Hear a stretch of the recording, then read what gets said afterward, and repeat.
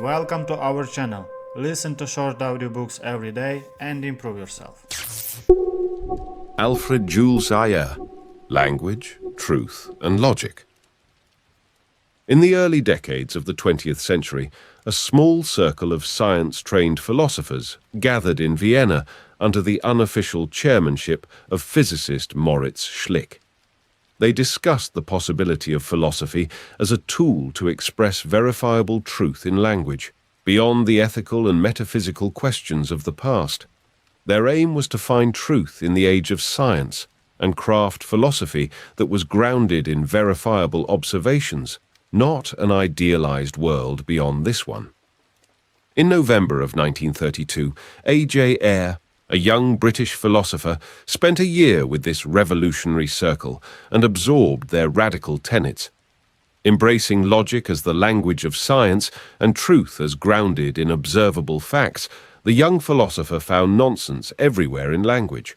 On his return to England, he wrote Language, Truth and Logic, a concise and sometimes brutal book that tests the foundations of this nonsense and, finding those foundations wanting, attempts to redefine knowledge for the modern age. This explores these ideas, showing their profound impact on contemporary philosophy. Though they have long since been challenged and often refuted, their legacy remains powerful in contemporary thought, scientific reasoning, and modern culture. The language of science, logic. Since the time of the ancient Greeks, philosophy in Western cultures has long been occupied with explaining the universe, why things are the way they are, despite the seeming lack of rhyme or reason. From Aristotle to Kant and beyond, this world was often explained by referencing another, be it an unseen realm of ideal forms or a heavenly realm where truth and justice always reign. But by the end of the 19th century, advances in science and technology were probing ever deeper into the mysteries of the universe. Telescopes and microscopes had made previously unseen worlds visible, and quantum physics probed the world of hidden forces shaping everything from photons to galaxies. More and more, the terms used to explain the world tended to be scientific rather than philosophical or religious. The very fabric of traditional philosophy began to unravel. This is when the logical positivists entered the scene. This school of philosophy could trace its roots back to the work of 18th century philosopher-scientist David Hume, with influential late 19th century thinkers like physicist and philosopher Ernst Mach also adding paving stones to the path leading up to the analytic turn in contemporary philosophy. In many ways, their premise was extremely simple. There is no world beyond this one, and philosophy's aim is to explain it. Since explaining the world was no longer the job of religion or metaphysics, but science, philosophy had to move with the times. But before setting aside centuries-long traditions of ethical and metaphysical inquiry and picking up the project of determining the meaning of life and how to live it, philosophers first had to look at the ways in which truth is expressed. While Aristotle had explored logic as a possible vehicle for philosophical statements, the logical positivists thought logic was an invaluable tool for exploring the verifiable truth of statements, hence the word's inclusion in their name. But using logic to prove statements about the world to be either true and thus verifiable through observation, or false and thus unverifiable, cuts out entire spheres once considered philosophical. Certainly, logical positivists reject theology and religion outright, as these contradict the assertion that the world we see around us and experience through our senses is the only one that exists. Further, logical positivism excludes ethics and morals from philosophical consideration. In fact, it reveals that all moral speech, from violence is wrong to love is the answer, are essentially just statements of personal opinion, no more meaningful than a preference for wearing sweatpants instead of jeans. The banishment of religion, ethics, and metaphysics from the realm of philosophy was met with both jubilant praise and resounding condemnation. To find out why, the next blink dives into the analysis of language and the search for truth that can be verified through observation, just like science. Types of statements. With such a powerful emphasis on language in this new analytic philosophy, it is important to remember that language was almost taken for granted by earlier philosophers. In a BBC interview in the 1970s, Ayer himself spoke of earlier philosophers thinking of language as almost transparent, a neutral form of expression. For logical positivism, nothing could be further from the truth. Humans can only understand the world through their senses, through observation and verification of phenomena. But what we can think and how we think it is determined entirely by language, and language is far from neutral. So the first order of business was to investigate what can be said. In other words, what kinds of statements can be made and verified to be true, and what kinds of statements cannot be verified. For instance, "It's raining outside" is an easily verifiable statement. Everyone can go outside and verify this as a fact. Other statements like "all bachelors are unmarried men" don't need verification because the statement itself contains a definition of the word bachelor. Thus, it is self-referential and defines the condition of being a bachelor. These types of statements are particularly useful in science and mathematics to explain the meaning of terms within a given context. Ayer would call sentences like "all bachelors are unmarried men" analytic statements, because the definition of the term is contained within the statement itself. He'd call exclamations like "it's raining outside" synthetic statements, or those observations about the world that can be verified externally by the senses. But then we arrive at what Ayer would call meaningless statements, things like "the universe is love" or "time is an illusion." Since they refer to ideas and concepts beyond the physical world, these sentences cannot be verified by observation or experiment. Therefore, they are meaningless. And it gets even more complicated in the category of emotional statements. For Ayer and the other logical positivists, these are statements like "kindness is good" or "violence is wrong," which aren't claiming to say anything that can be verified about the world. Any moral speech, like "love thy neighbor," falls into the realm of emotion, not truth.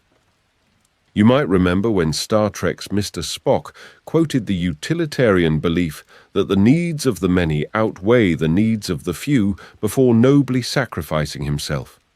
This act may have seemed to reflect his logical nature, but in logical positivism, this is a purely emotional statement, with no verifiable meaning at all. Then there are the tautologies, or statements that are self-referential and true by their logical form alone, like "all circles are round," or "it is what it is." These somewhat overlap with analytic statements because tautologies can be verified by logical analysis alone, but they don't say anything new about the world. Other utterances. The classification of statements from the previous chapter hinged quite a bit on whether or not a statement was either self-referential or self-defining, like a tautology or an analytic statement, or unverifiable, like emotional or meaningless statements. But does that mean everything stated as fact needs external corroboration? This is where Ayer offers something else: performative statements.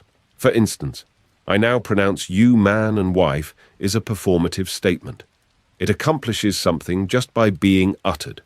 It doesn't verify something about the world, it changes something. Same with a statement like "I promise to buy you dinner," because within the statement is an outcome that can be verified or not. If you got dinner, the statement was true. If you never did, then the statement was untrue. But the promise itself links it to a real-world outcome. And there are other emotional utterances too. These are things like saying, "Ugh, Mondays," or "Oh no, my report is late." These utterances have meaning, and, though non-verbal, like a sigh or an exclamation, they make the emotional content clear. Someone hates Mondays or someone's report is late. These don't need external verification because they simply express emotional content that cannot be verified externally, as it only exists internally. So while logical positivism is concerned with truth, there is recognition of emotions, opinions, or preferences in statements. These do not make claims about the world and thus cannot be verified. But that doesn't make them meaningless. It just limits the meaning to a particular person. However, this means that they have no place in the philosophy of logical positivism, which is meant to describe the external world. It is important to note that when these ideas were first published, they met with very little response from the philosophical world. It wasn't until the second printing in 1946 that the ideas took hold across the UK and gained notoriety in philosophical circles. But by then there were already considerable challenges brewing. Perhaps the most resounding critique came from philosopher Willard Quine, who challenged the idea that analytic or synthetic statements were different at all because analysis itself isn't perfect. Like poetry, even analytic statements can be changed through the use of metaphor or synonyms. In other words, language is tricky despite the desire of logical positivists to give statements a fixed meaning. But perhaps the most devastating critique wasn't really a critique at all. In 1921, Ludwig Wittgenstein, an Austrian philosopher, had published a short work called the Tractatus Logico-Philosophicus, which, along with the writings of his teacher Bertrand Russell, had greatly influenced the logical positivist. Later, in the 1950s, Wittgenstein refuted some of his own foundational premises in a work called Philosophical Investigations. This dealt a blow to logical positivism. While Tractatus had pursued the foundations of truth in language and inspired analytic philosophy itself, philosophical investigations found that there was no fixed truth undergirding language. Language grows, changes, and morphs with use through context. In other words, language isn't a formal system, it's a game. The principles of verification. At the heart of Ayer's philosophical project was a desire to establish a foundation for rational discourse. In order to do this, he classified statements according to their verifiability. He created a hierarchy of verification principles, which helped him determine how firmly rooted in empirical observation any statement might be. For instance, the strong verification principle refers to statements that can be verified through direct observation. This might be something as simple as, "It is sunny outside." Such a statement can be verified by anyone looking out of the window. Even someone without sight could verify such a statement by stepping outside and feeling the sun on their skin. Strong verification is essential to science, and thus a foundation for this philosophy. It includes statements like, "All triangles have three sides," which is a tautology, or self-referential statement. It also includes mathematical statements like 2 + 2 = 4, or "The length of this shelf is 30 centimeters. Ayer later included a modified weak verification principle, which opens the door for unverified but potentially verifiable statements. This is critical for statements about historical facts or things that haven't yet been conclusively verified but may be verified in the future. For instance, claiming that Julius Caesar crossed the Rubicon in the year 46 BCE might not be verified, but archaeologists or historians may verify it in the future. Claiming that climate change is causing the weather to become more extreme may not yet be verified conclusively, but a preponderance of evidence shows it may be one day soon. Probabilistic statements, which make claims about the future based on past observations, can't be verified by their very nature, but they're essential in scientific discourse. Such statements include hypotheses, which make predictions about the universe and then set out to verify or falsify them. This weak verification principle was necessary because strong verification just isn't always possible in the real world, and philosophy, like science, can't deal in absolutes. Even the simple observation, "It is sunny outside," may be a hallucination. And statements like, This shelf is 30 centimeters long, depend on accurate measuring tools to be true. A long legacy. In other words, the approach of logical positivists, while grounded in the observable world, left little space for the shades of grey found everywhere in science and in life. But through their efforts, they shone a light onto language itself as a vehicle for philosophy and opened up conversations about language as an active force in shaping what we think and what we can think. These conversations continue to this day. Though the verification principles attempted to provide a neutral, transparent language for philosophical inquiry and logic, the results were met with considerable backlash. Quine's refutation of empiricism and Wittgenstein's embrace of language play notwithstanding, other thinkers were quick to point out that things weren't quite as black and white as Ayer's logical approach might indicate. Philosopher of science Karl Popper, for instance, pointed out that verification wasn't really the most important thing in science anyway. Falsifying a claim was far more important. Any universal claim could be easily falsified with just one direct instance that contradicts it. In other words, to get closer to the truth, proving something wrong is much more important than verifying it. This became known as Popper's falsification theory, and it made clear that science makes progress not by proving hypotheses, but by disproving them. This makes verification of anything weak and conditional, despite Ayer's category of strong verification based on empirical evidence.